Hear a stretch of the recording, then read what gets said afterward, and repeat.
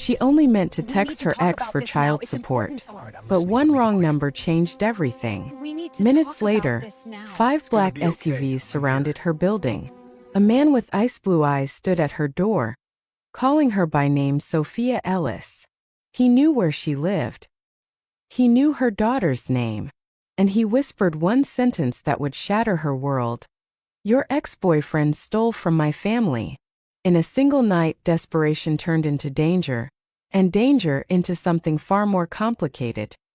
Before we begin, if you believe that one mistake can change your destiny forever, make sure to subscribe.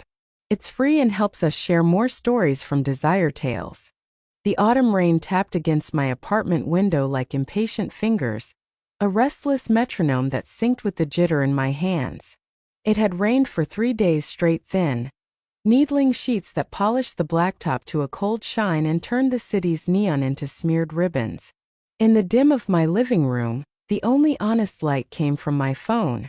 Its glow cut a narrow triangle across my lap, catching the purple crescents under my eyes like a spotlight on failure. Emma slept at last. My 4-year-old furnace of a girl, all curls and fever and brave little whimpers, finally surrendered to a sweaty, fitful peace in the next room. I could hear the tiny rasp of her breath through the cracked door. Inhale, exhale like a tide I was terrified might stop if I looked away. The unicorn nightlight I bought secondhand for $5 bathed her walls in a tired lavender. I had promised her once that lavender meant safety. Tonight it felt like a lie I couldn't afford to confess. I sank deeper into the second-hand couch that had a spring like a question mark and smelled permanently of discount fabric softener. The radiator clanked and then sighed. An exhausted old man failing at his last job. October had found a way in through the warped window frame. It pooled in my bones. Please, just one more extension. I whispered to no one, the words a habit now, my evening prayer to landlords, utility companies, the universe. I stared at Mike's name on my screen. My thumb hovered over the keyboard the way it had hovered for weeks. Rage circling pity, pride wrestling desperation. Emma's cough rattled once and went quiet again. And my heart made the choice my pride wouldn't. That I typed the way you jump into cold water fast. Before you can think. Emma needs medicine. Rent due tomorrow. You promise $1,200 this week. Please respond. The 3 dots didn't come. They almost never came. Mike had a talent for vanishing that bordered on the supernatural, especially when rent crept close enough to smell us. 3 months behind on child support, between jobs, about to come into money, working something big. His excuses came prepackaged in the same smug tone, the one that always found a way to make me feel naive for believing him and cruel for not. Silence pressed heavier. The rain drilled the windows. Somewhere in the hallway, Mrs. Abernathy's late-night TV murmured. A sitcom laugh tracked tinny with distance. I told myself to wait, to be patient, to be better than my panic. Then I remembered the pharmacy receipt in my pocket for the antibiotic the doctor said was just to be safe. And I wasn't patient anymore. My thumbs moved before the better part of me could stop them. I know you got that money from the Castelli job. Don't make me call them directly. A bluff. Stupid one. Castelli was just a name Mike had tossed like a grenade during our last screaming match. Something about a job, about serious money, about me not understanding the pressure he was under. He'd slammed the door and left me alone with Emma's tears and the cheap blinds rattling in the draft, and when he slunk back 2 days later for his toiletries, I'd told him to keep the name and his promises. He kept the name. That I set the phone down on the arm of the couch and pressed my palms to my temples. A headache had built a nest there during Emma's fever and refused to move out. The overhead light flickered once, twice the building's stuttering heartbeat, and steadied to a yellow that made everything look older. I breathed with the rain. In, out. Hope turned to paste on the tongue if you held it too long. My phone buzzed. I grabbed for it too fast, fingers clumsy with adrenaline, nearly losing it between the cushions. Relief fired, then died mid-breath. Who is this? Not Mike's number. The characters on the screen were suddenly too sharp, as if my phone had gone out of its way to ensure I couldn't misread them. Who is this? My stomach clenched hard enough to make me nauseous. I had texted the wrong contact. Someone I must have saved once, the plumber? A mom from preschool? Or a phantom number from some past life where sleep existed and bills were manageable? Heat crept up my neck. I typed fast. Sorry. Wrong person. Please ignore that. I barely had time to set the phone down before it vibrated again. Immediate. Exact. What Castelli job? The apartment shrank a fraction. I told myself to leave it. To drop the phone, lock the screen, go rinse the washcloth on Emma's forehead and let the moment slide past like a bus I wasn't meant to catch. Exhaustion had been sanding my judgment for days. It left everything round and slippery. I exhaled and typed the safest lie I could find at MYX works for someone with that name. My mistake. The reply landed like a knife laid gently on a table. Your name. Now that I felt it then, that subtle shift in the air that comes right before a storm changes its mind and turns on you. The command wasn't loud. It didn't need to be. It carried the easy confidence of someone who expected to be obeyed. I stared at the words until they blurred, then set the phone down slowly as if it might bite. This is just a weird wrong number, I told the room. People are weird. The radiator answered with a tired click. I stood, pulled my cardigan tight around my shoulders, and padded down the short hallway to Emma's room. The lavender glow painted her lashes violet. Sweat purled at her hairline, but the heat had eased. I pressed the back of my hand to her cheek. Cool. Thank God. I adjusted her blanket and the rabbit, Mr. Flopsy, whose ragged ear had soaked up enough tears to qualify as a saint's relic.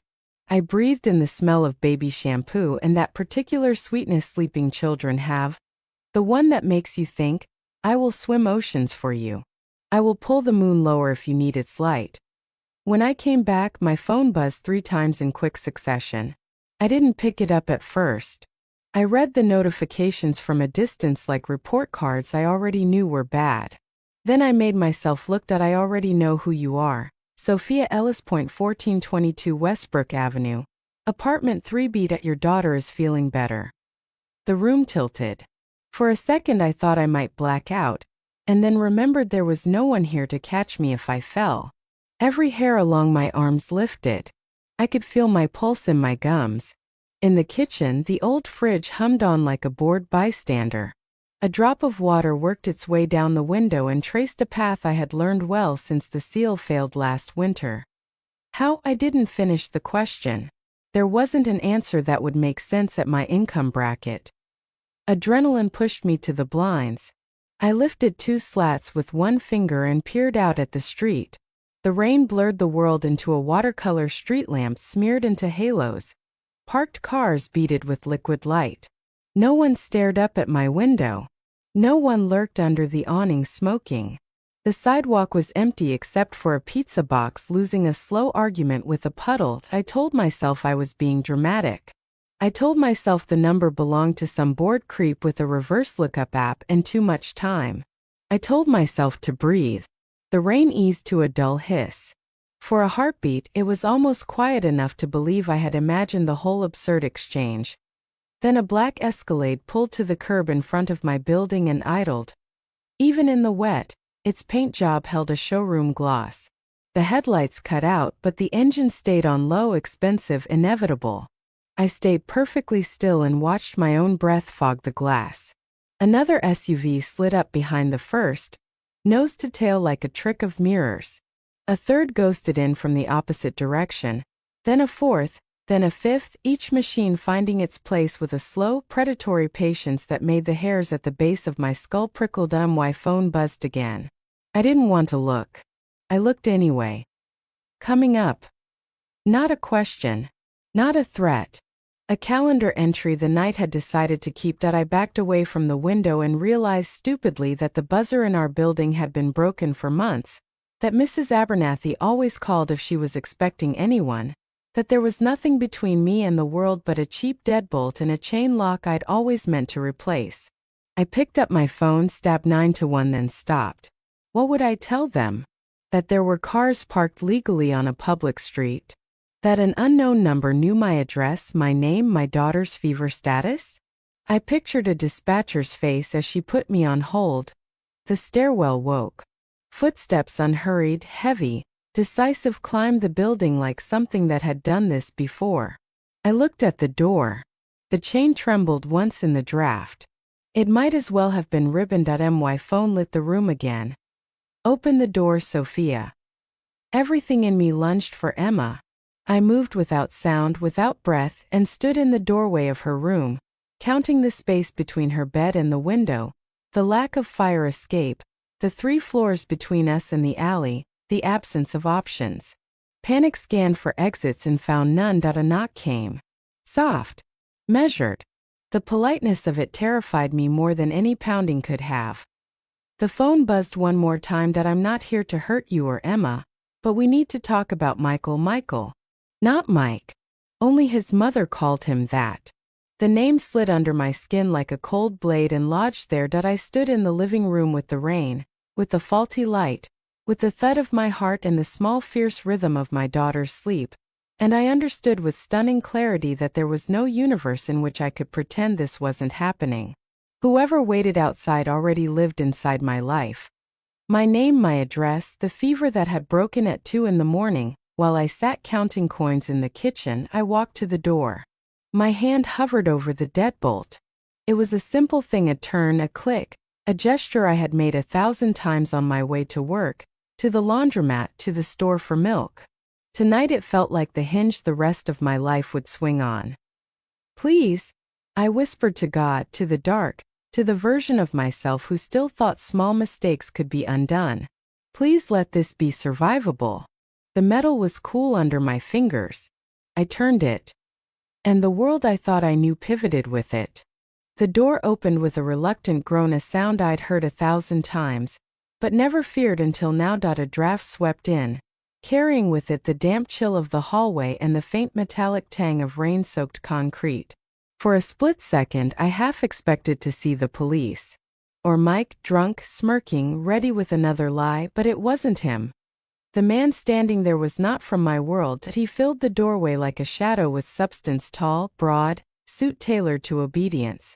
The kind of man who wore authority the way others wore coats. Effortless, inevitable. Raindrops clung to his shoulders, glimmering faintly under the yellow hallway light. Behind him stood another man, larger still, impassive, his eyes hidden behind dark lenses despite the storm outside. My fingers tightened on the edge of the door. Who are you? You're Sophia Ellis, he said, not asking but stating like a fact pulled from a file. The cadence of his voice was slow, rich, calm in a way that made it more terrifying. We need to discuss your relationship with Michael Donovan. Mike.my throat closed on his name. I don't know what you're talking about, I stammered. You've got the wrong person. No, he said softly, and even that single word carried command. I don't. He stepped forward. The other man followed, silent, filling the frame behind him like a moving wall. Instinct told me to close the door, to throw the chain, to scream. But the air between us was charged, thick, electric, and I knew somehow that screaming wouldn't change anything. My name is Alessio Castelli, he continued. Your ex-boyfriend stole something from my family. The name hit me like a slap. Castelli. The same word I'd carelessly typed just hours ago, the word that had summoned this storm to my doorstep. My mind raced. I wanted to tell him this was all a mistake, that Mike had exaggerated, that I was just a single mother begging for rent money, not part of whatever crime he'd tangled himself in. But my voice came out small. I didn't mean I didn't know you knew enough to use my name, he interrupted, his tone still frighteningly measured. The silence stretched. The hum of the old refrigerator in the kitchen sounded too loud, like an intruder. May I come in? Not can. Not please. May. Like someone who already knew the answer. I hesitated, glancing toward Emma's door. The lavender light spilled faintly into the hall, her soft breathing steady and small. Alessio's gaze followed mine. His voice softened, almost gentle. We don't need to wake her. I swallowed, my throat dry as sandpaper. She's just a kid, I whispered. Which is exactly why you should let me in. He said that it wasn't a threat, not directly. But I understood it, that I stepped aside, that he entered without haste, his movements fluid, deliberate. The air shifted with him, as though the room itself acknowledged his presence. He scanned everything, the couch, the unwashed mugs on the counter, the photos tacked to the fridge, with the detached precision of someone taking inventory of a life he might soon own. The second man stayed near the door, silent, his hand resting casually near the bulge of a holster under his coat. Alessio stopped by the window, looking out into the rain. The street below was alive with shadows, SUVs gleaming under the lamps, their windshields slick like the eyes of predators. You live alone? Yes, I said, my voice trembling. Just me and my daughter. He nodded slowly. Good. The word landed strange, like approval, but not of anything I wanted praised. Michael has made some very expensive enemies, he said. He took something that doesn't belong to him. And that makes both of you very valuable. I forced out a laugh that sounded brittle even to me. Valuable? I don't have anything. I barely have hot water. His eyes flicked toward me, blue-gray, unreadable, as if weighing whether to believe me or whether it even mattered. He didn't just take money, Alessio continued. He took information. Something my family spent years building. He turned then, facing me fully. The lamplight carved his face into Plain's high cheekbones, faint scar at the jaw, the kind of beauty that comes from danger, not luck. Do you know what's on that flash drive? I shook my head. Names, accounts, locations. If the wrong people get it, he paused, then said flatly, let's say there would be fewer living members of the Castelli family by the end of the month. I swallowed hard. And you think I know where he is? You were the last person he contacted. I blinked. He hasn't called me in weeks. He doesn't need to. You called him. My stomach dropped. The text. I didn't mean to, it was a mistake, I blurted. I thought I was messaging him. I swear I didn't know. He raised a hand, silencing me. I believe you, he said simply, but believing you doesn't make you safe. He looked toward Emma's door again. If my men could find your address this easily, others will too. Petrov, for example. He's less patient than I am. Who's Petrov? A man who also wants what Michael stole. His tone hardened. And he won't care about your daughter's fever. Something in my chest cracked. I stepped closer before I realized I was moving. Please don't hurt her. Don't drag her into this. I don't care what he took, he met my eyes. That's precisely why you're still breathing, Sophia Ellis. I froze. You're not my enemy, he said quietly. You're collateral damage. But collateral can be protected if handled properly. Protected? I echoed. You and your daughter will come with me tonight. Somewhere safe. Until Michael is found. I shook my head. No. You can't just. Would you rather wait here for Petrov's men? He asked, voice even. You wouldn't see them coming. They'd make it quick for you, not for her. The air left my lungs. The image of strangers kicking in my door, Emma screaming, flooded my mind. Where would you take us? I whispered. To my residence, he said. You'll be under my protection. That sounds like prison, I said bitterly. Then think of it as a different kind of sentence, he replied. One you'll survive. He stepped closer, lowering his voice. Pack a bag. Enough for a few days. When I didn't move, he added, softer but colder. Sophia, this isn't a request.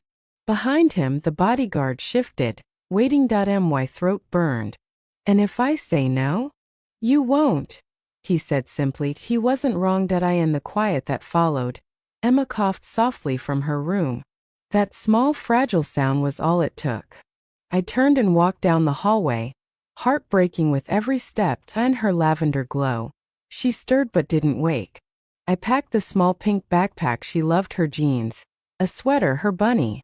The normalcy of it folding tiny clothes while men with guns waited outside felt obscene. When I came back, Alessio was standing by the door, phone in hand. "You have 5 minutes," he said. I nodded, clutching the bag. "Please don't frighten her. She'll sleep through the ride," he said.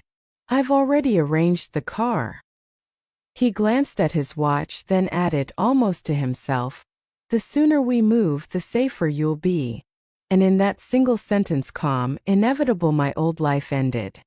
The corridor outside smelled faintly of rain and floor polish, a familiar scent that suddenly felt foreign.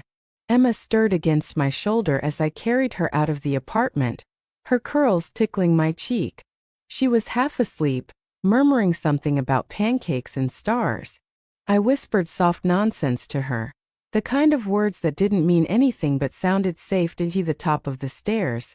Alessio turned to look at me. "Stay close." It wasn't a warning, it was an order dressed as courtesy. The stairwell was dim.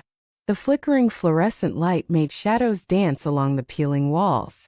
Every step I took echoed louder than it should have. Anton, the silent mountain behind us, walked last, his hand never far from his jacket. By the time we reached the front entrance, my heart was pounding so hard I could feel it in my wrists. Alessio pushed open the glass door, and a wave of cold air slapped my face outside. The rain had thinned to a silver mist, soft and deliberate, coating everything in a blurred sheen. The black SUV still waited, engines low, lights off like obedient predators. The one closest to the curb opened its back door before Alessio even gestured. "After you," he said quietly. I hesitated, my instinct screaming against it. This man, this stranger, had appeared out of nowhere, spoken my name like a password, and was now pulling me into a life I hadn't agreed to. But then Emma shifted in my arms, and the small warmth of her body reminded me of what choice really meant. I climbed in. The interior swallowed us whole, all black leather and silent power. It smelled faintly of cedar and money. The moment the door closed, the world outside vanished. The hum of the rain, the flickering streetlights, even the sound of my own city felt 1,000 miles away. Alessio slid in beside me. Anton took the passenger seat. The driver, a man in a crisp black coat, gave a short nod. "Take us home, Vincent," Alessio said. Home. The word stung as the SUV pulled away. I glanced through the tinted window. My building stood there, small, cracked, defiant, with the faint lavender glow of Emma's old room seeping through the curtains. A humble piece of my life, now fading into the rain. I didn't realize I was crying until a tear slid down Emma's blanket. I brushed it away before Alessio could see that. He didn't speak for several minutes. The only sound was the rhythmic patter of rain against glass and the smooth purr of the engine. Then, softly, he said, "She looks like you." I blinked, surprised. "What?" "Your daughter," he said. "The eyes. Determined, even when she's asleep." I didn't know how to respond. Compliments felt like traps in his mouth. "She's everything I have," I murmured. He glanced at me. His gaze wasn't cruel, just studying. "Wang. Then you'll do what's necessary to keep her safe." It wasn't a question. We drove in silence for a while, leaving behind the cracked streets and sagging awnings of my neighborhood. The roads grew wider, cleaner, quieter. The kind of streets that smelled like rain and old money. I recognized the direction, the north side, where the city's elite built their fortresses behind gates and cameras. "Where are we going?" I asked finally. "Somewhere no one can touch you," he said. "Or her." "Until you find Mike," I said, my voice steady but bitter. "Until we find what he stole," he corrected. I turned away, watching raindrops streak down the window like tiny ghosts. "How did you find me?" I asked quietly. He hesitated, then said, "Michael's file mentioned you. I didn't expect you to reach out first. I told you it was an accident. Nothing in my world happens by accident." His words hung heavy between us. Emma stirred again, half waking. "Mommy," she mumbled, rubbing her eyes. "Are we home yet?" I forced my voice calm. "Not yet, sweetheart. Just rest." She peered sleepily at Alessio. Who's that? Just a friend of Mommy's, I said quickly. Alessio's mouth twitched amusement. Maybe. You're not lying very well, he murmured. Didn't know I had to impress you, I shot back, sharper than I meant to. He didn't reply. The quiet stretched when the car finally slowed. I saw the iron gates rising ahead, tall, intricate, flanked by stone pillars. As we approached, the gates opened soundlessly, revealing a long cobblestone drive lined with cypress trees dripping with rain. At the end stood a mansion's sleek glass, black marble, edges so clean they looked unreal. Soft amber lights glowed from within, casting long geometric reflections across the wet driveway. Emma's eyes widened. Wow! She breathed, half awake. Is this a castle? Alessio's lips curved faintly. Something like that. The SUV stopped before the grand entrance. 2 more men stood waiting under the awning, dressed in the same impeccable black suits, earpieces glinting faintly. One opened the door. Welcome to my home, Sophia, Alessio said, stepping out first. He turned, extending his hand toward me. For now it's yours too. The air smelled of rain and cedar. I hesitated, staring at his hand. Steady, sure. The same hand that could command a room or a bullet with equal ease. Emma looked up at me. Mommy. I took his hand. His fingers were warm, firm. Not the chill I expected. The marble steps gleamed under the soft lights as we climbed. The enormous doors opened before we reached them, and a woman poised, elegant, with silver hair pulled into a perfect twist, greeted us. Mr. Castelli, she said with a small nod.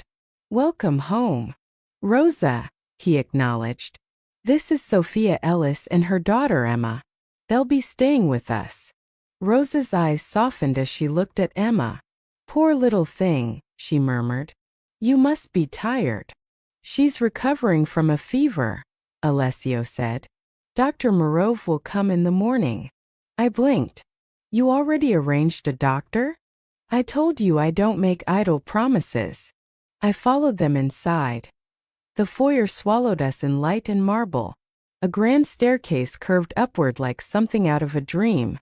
Crystal droplets from the chandelier sparkled above, scattering reflections across the floor. I had never seen so much space that didn't need to apologize for existing. Rosa guided me toward a hallway.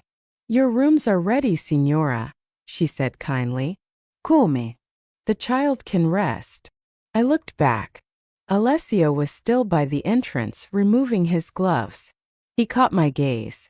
You're safe here, he said simply. Safe. The word didn't fit.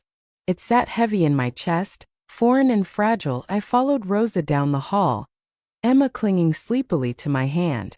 The room she led us to was impossibly beautiful, soft light, plush bedding, even a small vase of fresh lilies.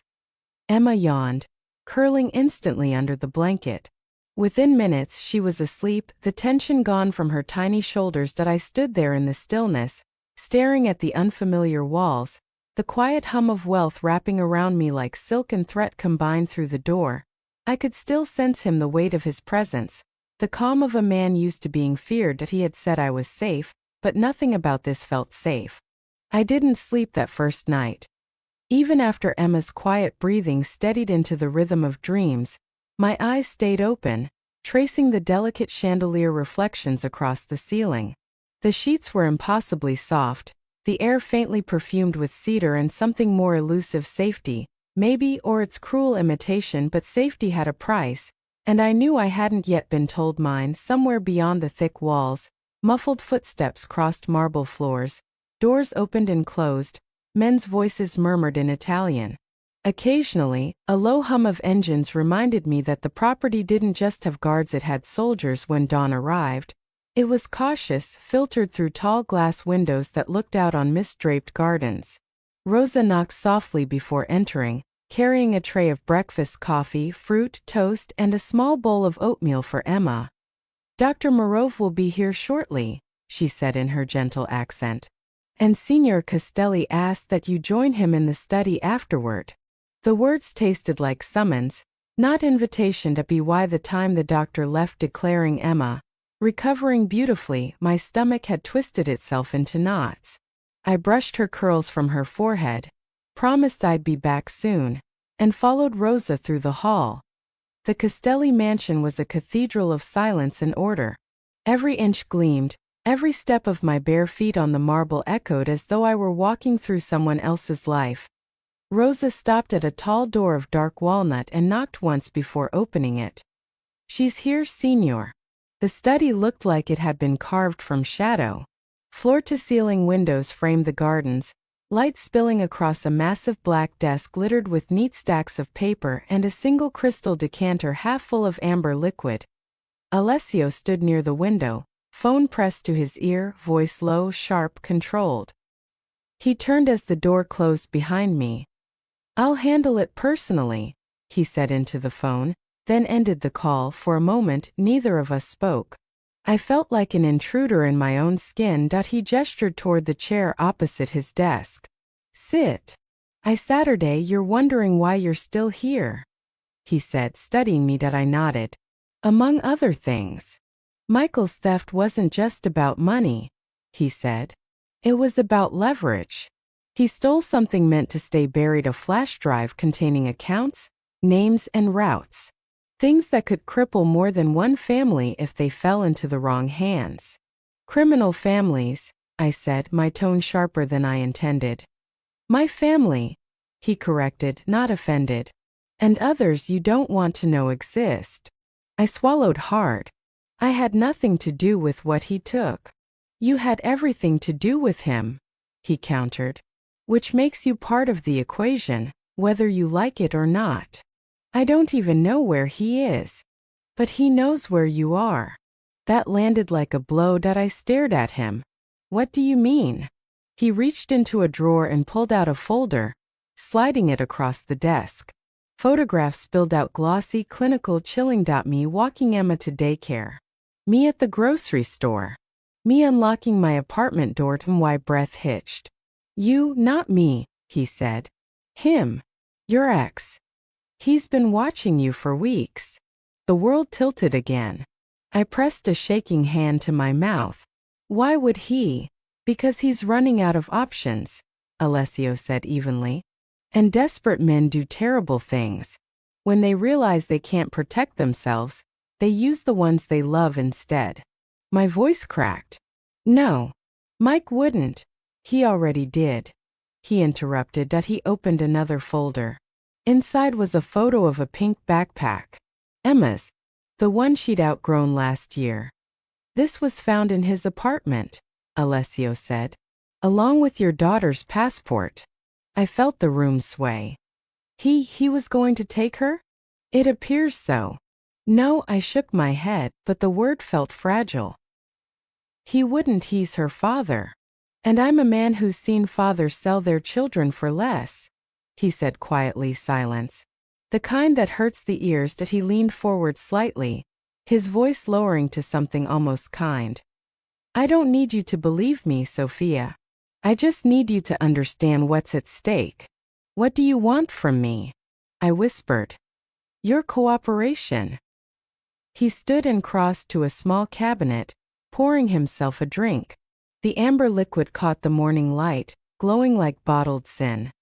"I want to find Michael before anyone else does. I want what he took back. And you," he turned, glass in hand, "are going to help me." I laughed once, a sound halfway to a sob. "Help you? How?" "You're the only person he might still trust enough to talk to." My throat went dry. "You want me to lure him out?" "I want you to call him," Alessio said. "Tell him you found the passport. Tell him you're scared. Make him come to you." I stood, shaking my head. "No. Absolutely not. You think I'll risk Emma's life so you can play mafia chess with my ex? I think you'll do whatever it takes to make sure Petrov's men never find you," he said softly. "Because they will, Sophia. And when they do, they won't ask you politely to cooperate." The room seemed to shrink. I gripped the edge of the desk just to stay upright. "You're asking me to choose between two monsters," I said. "No," he replied, unblinking. I'm giving you the chance to survive one. The calm certainty in his tone terrified me more than any shouting could have. I turned toward the window, needing air. Outside, the gardens glowed faintly under the early sun, too peaceful, too civilized for what was being asked of me. If I help you, I said, forcing the words out, you'll protect Emma. You'll get us new identities, money, passports, a real escape. Yes, he said simply. I don't break deals. I turned back. I want that in writing. A shadow of a smile touched his mouth. Of course you do. He opened a drawer, pulled out a crisp sheet of paper, and wrote quickly, elegant handwriting, confident strokes. Then he signed it, slid it toward me. You have my word. And now you have proof. My fingers trembled as I picked up the pen.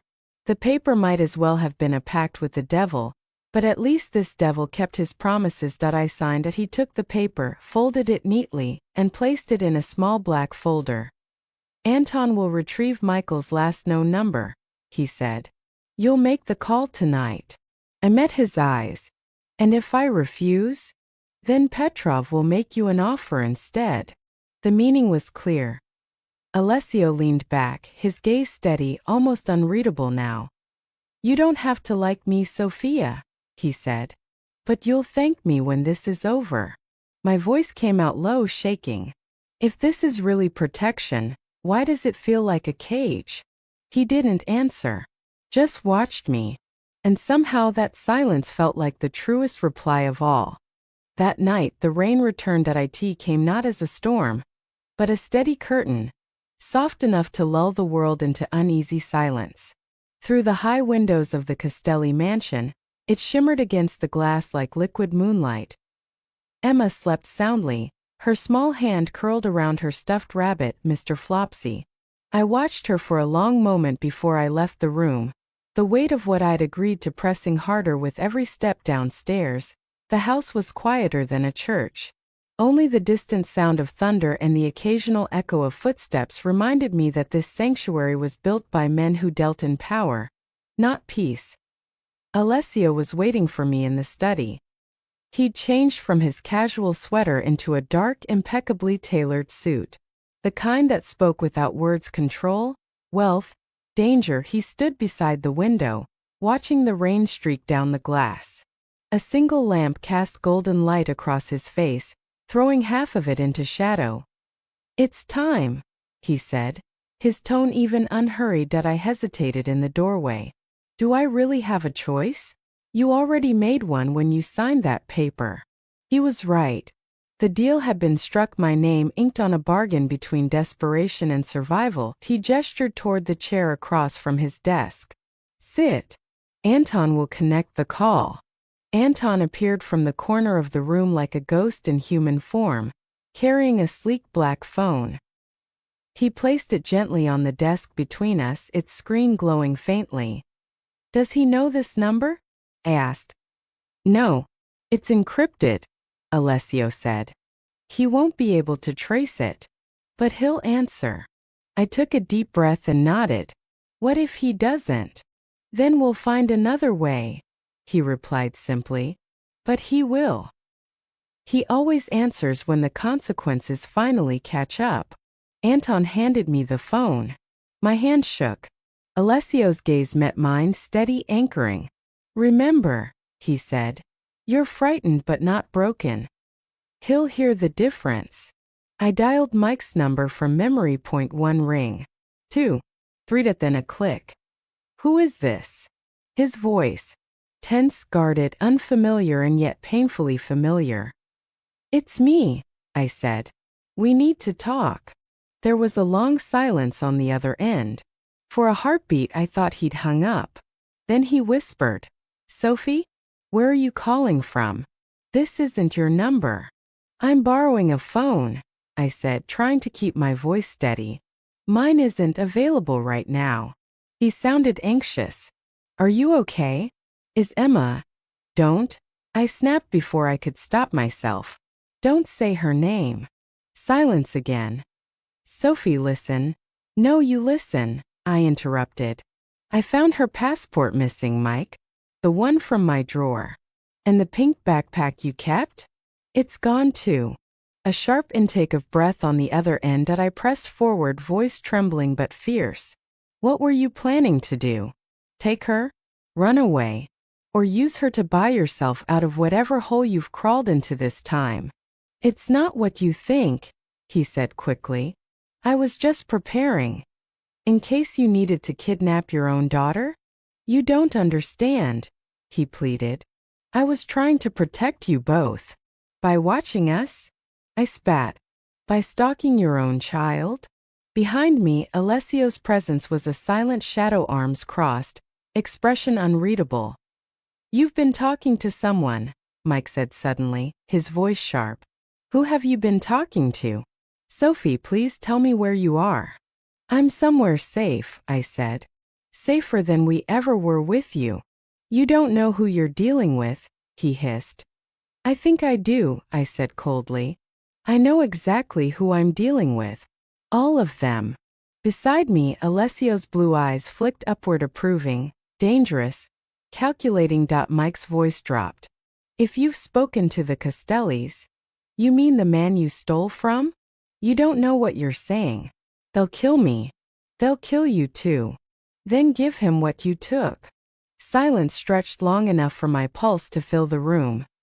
You don't have it, Mike said finally, panic edging into his tone. You're bluffing. Am I? I shot back.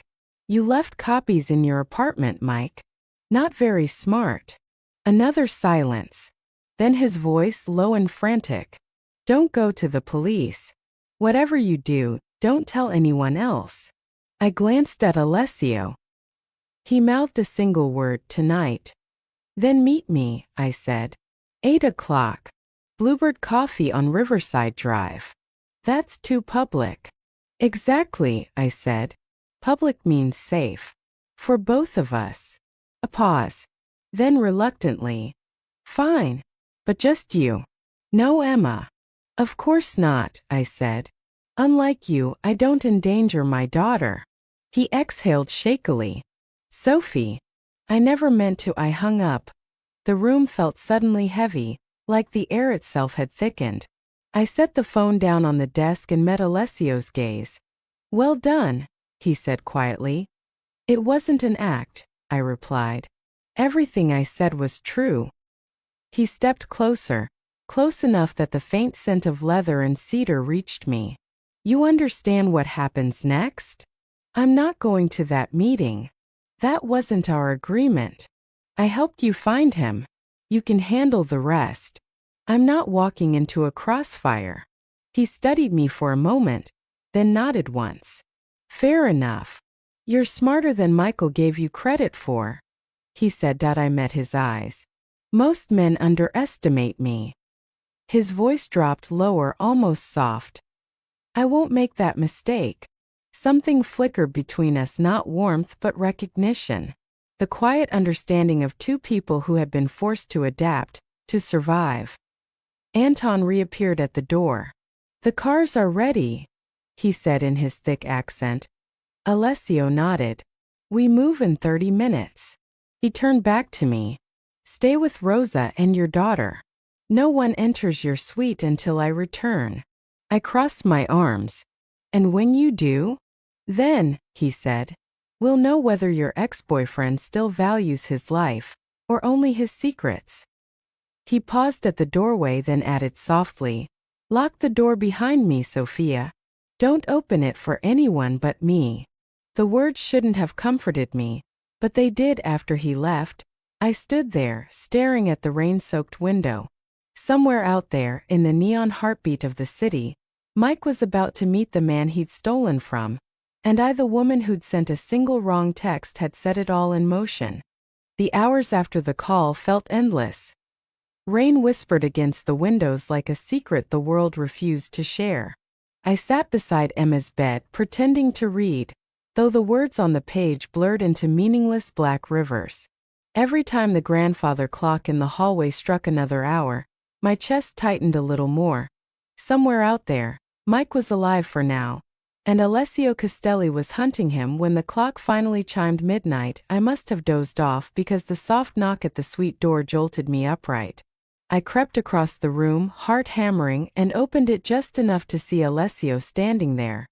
His white shirt was rumpled, his tie gone, his sleeves rolled up to the forearms. There was a dark stain along one cuff, not quite red, not quite brown, and I didn't ask. "It's done," he said simply. The words dropped like stones into the quiet room. "Mike?" I asked. "Is he alive?" "For now." The breath left my lungs in a single shaky exhale. Alessio stepped inside and closed the door softly behind him. He looked tired, not in the way of someone who needed rest, but of someone who'd been carrying too much for too long. "He's been persuasive about his willingness to cooperate," he said. I searched his face. "You mean you threatened him?" "I prefer to call it incentive." He walked toward the window, loosening his collar. The faintest trace of exhaustion crept into his posture, though his voice remained composed. "The flash drive is recovered, along with all copies." I swallowed hard. "So it's over." He turned to face me. "For him?" "Not quite." "For you and your daughter?" "Yes." There was something final in the way he said it, not relief exactly, but closure wrapped in iron. I hesitated, unsure whether to thank him or fear him. "So what happens now?" "Now we honor our agreement," he said. "New identities are being arranged. By this time tomorrow, Sophia and Emma Ellis will no longer exist." I stood silent for a moment, the reality pressing down on me.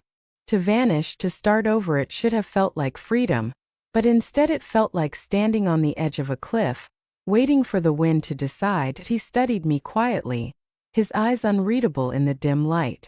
"You don't seem relieved." "I'm just trying to understand what this means," I said softly. "We disappear. Then what?" "Then you live," he said. It was such a simple answer, and yet it held so much weight that he stepped closer, his presence filling the space between us. "You'll have everything you need. A new place, a clean slate, enough money to keep you comfortable." I looked up at him. "And Mike?" "That depends on him," he said. "If he cooperates fully, returns everything, he might survive this. And if he doesn't?" His silence was answer enough. I turned away, staring out the window. Beyond the glass, the mansion gardens glistened with rain. Each droplet caught the light from the security lamp, so calm, so deceptively peaceful. After a moment I asked, "How did it really happen? Tonight, I mean." Alessio's voice came from behind me, quiet, low, deliberate. "He came to the meeting place early. Thought he could outsmart us. He wasn't alone. There were others watching, Petrov's men likely. We intercepted before they made their move." I spun around. "You mean there was a shootout?" He didn't flinch. "A disagreement. Brief but decisive." I covered my mouth. "Someone died. Men like them don't live long anyway," he said flatly. "Michael was lucky. For now." "For now." Those words again, a ticking clock disguised as mercy. He crossed the room and poured himself a drink from the decanter. The scent of whiskey and rain mingled faintly in the air. "He was shaking when we found him," Alessio continued, his tone not cruel, just matter of fact. "He begged. Said he did it for his family. For you." My stomach twisted. "Don't." "He said your name, Sophia. Over and over. Like a man trying to remember what guilt feels like." I pressed my palms to my temples. "Stop." "He planned to run with Emma," Alessio said. "He already had a contact overseas, a buyer. He was going to sell the drive and disappear with her." "No," my voice broke. "He wouldn't have hurt her. Maybe not. But he would have destroyed everything else that kept her safe." He set the glass down, his expression unreadable. "You asked me once why I wanted your help. It wasn't because I thought you knew where he was. It's because I needed you to understand who he truly is." I looked at him, my heart pounding. Why me? Why tell me any of this? He studied me for a long moment, then said quietly, because you still believed he was worth saving. The silence stretched between us, long, fragile, and unbearable. I don't anymore, I whispered. Something softened in his gaze, just slightly. Good. Then maybe now you can save yourself. I sat on the edge of the couch, my hands trembling in my lap. The storm outside was fading, the sky paling toward dawn. Emma stirred in the next room, a small sleepy sound that broke the tension like a crack of light. She'll wake soon, Alessio said, turning toward the door. I'll have breakfast sent up. I nodded, numb. Will you tell me when it's finished? He paused in the doorway, hand resting lightly on the frame. Of course. As he turned to go, I heard myself say his name. Alessio. He looked back. Thank you, I said. For protecting her. For all of this. He inclined his head, a gesture both regal and strangely human. You don't owe me gratitude, Sophia, he said. Just remember the world you almost lost your daughter to.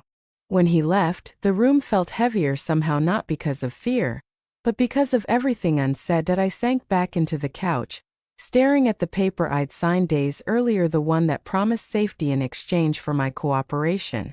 It looked harmless, just ink and words. But it had rewritten the story of my life outside. The last of the storm clouds drifted away, revealing the first sliver of morning light. And for the first time in years, I wasn't waiting for Mike's call, I was waiting for whatever came next. Morning came like a hesitant confession, quiet, fragile, almost afraid of what had happened during the night. The first light crept across the curtains, painting the room in gold and pale blue.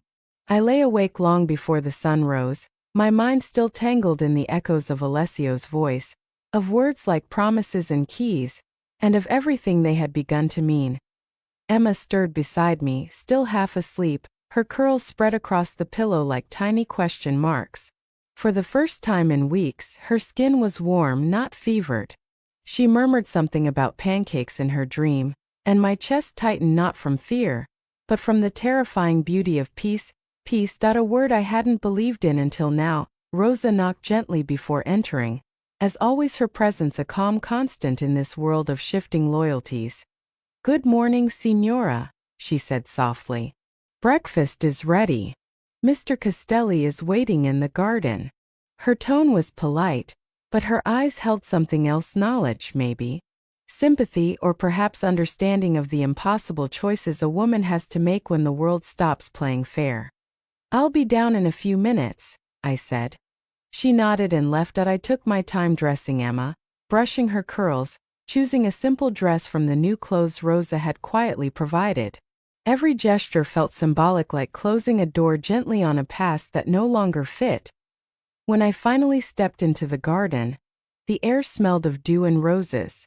The mansion's grounds stretched out in perfect order, manicured hedges, marble fountains, white koi gliding lazily beneath the surface. The world outside might still be burning, but here, everything pretended not to notice. Alessio stood by the stone balustrade overlooking the fountain. His back was to me, his posture relaxed yet alert, the way only men who've lived through war can be. He turned when he heard my footsteps. Good morning, Sophia. His voice was smooth as the morning itself, low, controlled, almost tender. Is it? I asked. It could be, he said. For you at least. He handed me a small envelope. Inside were 2 passports, crisp bills, and a pair of plane tickets. The names printed there didn't belong to us, but they would. Everything you asked for, he said. New identities. A fresh start. A house in Milan under your new name. Accounts are already funded. I stared down at the documents. It should have felt like freedom. Instead, it felt like the final page of a story I hadn't finished reading. What about Mike? I asked. He hesitated. Then quietly. He's alive. But not here. He's being relocated. You don't need to worry about him anymore. Relocated. A polite word for a sentence I didn't want translated. I nodded slowly. So this is it. If you want it to be, he said. There was something in his tone, an undercurrent of choice, not command. It unsettled me more than any threat ever could. That I looked around the vast, quiet garden, the marble steps, the perfect reflection of morning sunlight on the fountain's surface. This place feels unreal, I said softly. Like it's holding its breath. Maybe it is, Alessio replied. Everything here exists in balance. Order built on chaos. Peace enforced by control. Your peace, I said. And now yours. He said it simply, but his gaze lingered on mine, steady, searching, a question without words. That I stepped closer. What happens if I stay? He didn't move, but the space between us felt charged, alive. Then you'll stay safe, he said. You and Emma will have everything you need. No debts, no fear. That sounds like a prison, I whispered. Not all cages have bars, Sophia, he murmured. Some people build them from comfort. The wind shifted, carrying the scent of rain and cut grass. I've lived afraid for too long, I said finally. Afraid of bills, of men, of losing what little I had. Maybe safety isn't what I need anymore. He tilted his head slightly, studying me. Then what do you need? The words came before I could stop them. To choose. Something flickered in his eyes, recognition, maybe even respect. Then choose, he said softly. No one here will stop you. I looked down at the passports in my hand. They felt heavy, like every version of myself I was about to bury. Emma's laughter rang out from across the garden. She was chasing a butterfly, her dress catching the sunlight like a moving beam of hope. And just like that, I knew. I turned back to him. You said once that not all promises are cages, I said. Maybe some choices are keys too. He smiled, then faint, rare, the kind of smile that made you believe in redemption even if you didn't deserve it. Then this one's yours, he said. I took a step toward him, not out of fear this time, but something quieter, stronger. Thank you, Alessio, I said, for protecting us, for seeing me. He inclined his head, his eyes steady on mine. You don't owe me gratitude. Just live the life he almost stole from you. I turned to leave, but before I could take a second step, he spoke again, his voice low, deliberate, cutting through the sound of morning birds. If you ever need me, he said, you know how to reach me. I looked back once at the man who had been both my captor and my savior, and then at the gates opening beyond the garden. The world outside shimmered, bright and uncertain. Emma ran to me, her laughter filling the space between us like music. She grabbed my hand. Mommy, where are we going? I smiled, tears blurring the sunlight. Somewhere new, baby. Somewhere safe. As we walked toward the waiting car, I glanced one last time at the mansion behind us. Alessio still stood there, a silhouette against the rising sun, watching without moving, like a secret the world wasn't ready to forget. And I realized something then, a truth quiet but absolute. One wrong text hadn't ruined my life. It had rewritten it. Sometimes fate doesn't whisper. Sometimes it texts before we fade out. A soft female narrator's voice would echo over the final image, Sophia and Emma driving into the morning light. The city glinting ahead like possibility itself. If you believe that one mistake can change everything, that sometimes danger brings destiny, make sure to subscribe. It's free and helps us share more stories from Desire Tales. Morning came like a hesitant confession, quiet, fragile, almost afraid of what had happened during the night. The first light crept across the curtains, painting the room in gold and pale blue. I lay awake long before the sun rose, my mind still tangled in the echoes of Alessio's voice, of words like promises and keys, and of everything they had begun to mean. Emma stirred beside me, still half asleep, her curls spread across the pillow like tiny question marks. For the first time in weeks, her skin was warm, not fevered. She murmured something about pancakes in her dream, and my chest tightened, not from fear, but from the terrifying beauty of peace. Peace. A word I hadn't believed in until now. Rosa knocked gently before entering, as always her presence a calm constant in this world of shifting loyalties. "Good morning, Signora," she said softly. "Breakfast is ready. Mr. Castelli is waiting in the garden." Her tone was polite, but her eyes held something else, knowledge, maybe. Sympathy, or perhaps understanding of the impossible choices a woman has to make when the world stops playing fair. "I'll be down in a few minutes," I said. She nodded and left. I took my time dressing Emma, brushing her curls, choosing a simple dress from the new clothes Rosa had quietly provided. Every gesture felt symbolic, like closing a door gently on a past that no longer fit. When I finally stepped into the garden, the air smelled of dew and roses. The mansion's grounds stretched out in perfect order, manicured hedges, marble fountains, white koi gliding lazily beneath the surface. The world outside might still be burning, but here, everything pretended not to notice. Alessio stood by the stone balustrade overlooking the fountain. His back was to me, his posture relaxed yet alert, the way only men who've lived through war can be. He turned when he heard my footsteps. "Good morning, Sophia." His voice was smooth as the morning itself, low, controlled, almost tender. "Is it?" I asked. "It could be," he said. "For you at least." He handed me a small envelope. Inside were 2 passports, crisp bills, and a pair of plane tickets. The names printed there didn't belong to us, but they would. "Everything you asked for," he said. "New identities. A fresh start. A house in Milan under your new name. Accounts are already funded." I stared down at the documents. It should have felt like freedom. Instead, it felt like the final page of a story I hadn't finished reading. "What about Mike?" I asked. He hesitated. Then quietly, "He's alive. But not here. He's being relocated. You don't need to worry about him anymore." Relocated. A polite word for a sentence I didn't want translated. I nodded slowly. "So this is it. If you want it to be," he said. There was something in his tone, an undercurrent of choice, not command.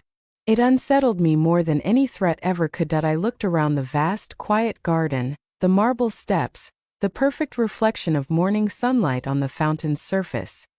"This place feels unreal," I said softly. "Like it's holding its breath." "Maybe it is," Alessio replied. "Everything here exists in balance. Order built on chaos. Peace enforced by control." "Your peace," I said. "And now yours." He said it simply, but his gaze lingered on mine, steady, searching, a question without words. That I stepped closer. "What happens if I stay?" He didn't move, but the space between us felt charged, alive. "Then you'll stay safe," he said. "You and Emma will have everything you need. No debts, no fear." "That sounds like a prison," I whispered. "Not all cages have bars, Sophia," he murmured. "Some people build them from comfort." The wind shifted, carrying the scent of rain and cut grass. "I've lived afraid for too long," I said finally. "Afraid of bills, of men, of losing what little I had. Maybe safety isn't what I need anymore." He tilted his head slightly, studying me. "Then what do you need?" The words came before I could stop them. "To choose." Something flickered in his eyes, recognition, maybe even respect. "Then choose," he said softly. "No one here will stop you." I looked down at the passports in my hand. They felt heavy, like every version of myself I was about to bury. Emma's laughter rang out from across the garden. She was chasing a butterfly, her dress catching the sunlight like a moving beam of hope. And just like that, I knew. I turned back to him. "You said once that not all promises are cages," I said. "Maybe some choices are keys too." He smiled, then, faint, rare, the kind of smile that made you believe in redemption even if you didn't deserve it. "Then this one's yours," he said. I took a step toward him, not out of fear this time, but something quieter, stronger. "Thank you, Alessio," I said. "For protecting us. For seeing me." He inclined his head, his eyes steady on mine. "You don't owe me gratitude. Just live the life he almost stole from you." I turned to leave, but before I could take a second step, He spoke again, his voice low, deliberate, cutting through the sound of morning birds. "If you ever need me," he said, "you know how to reach me." I looked back once at the man who had been both my captor and my savior, and then at the gates opening beyond the garden. The world outside shimmered, bright and uncertain. Emma ran to me, her laughter filling the space between us like music. She grabbed my hand. "Mommy, where are we going?" I smiled, tears blurring the sunlight. "Somewhere new, baby. Somewhere safe." As we walked toward the waiting car, I glanced one last time at the mansion behind us. Alessio still stood there, a silhouette against the rising sun, watching without moving, like a secret the world wasn't ready to forget. And I realized something then, a truth quiet but absolute. One wrong text hadn't ruined my life. It had rewritten it. Sometimes fate doesn't whisper. Sometimes it texts before we fade out. A soft female narrator's voice would echo over the final image, Sophia and Emma driving into the morning light. The city glinting ahead like possibility itself. If you believe that one mistake can change everything, that sometimes danger brings destiny, make sure to subscribe. It's free and helps us share more stories from Desire Tales.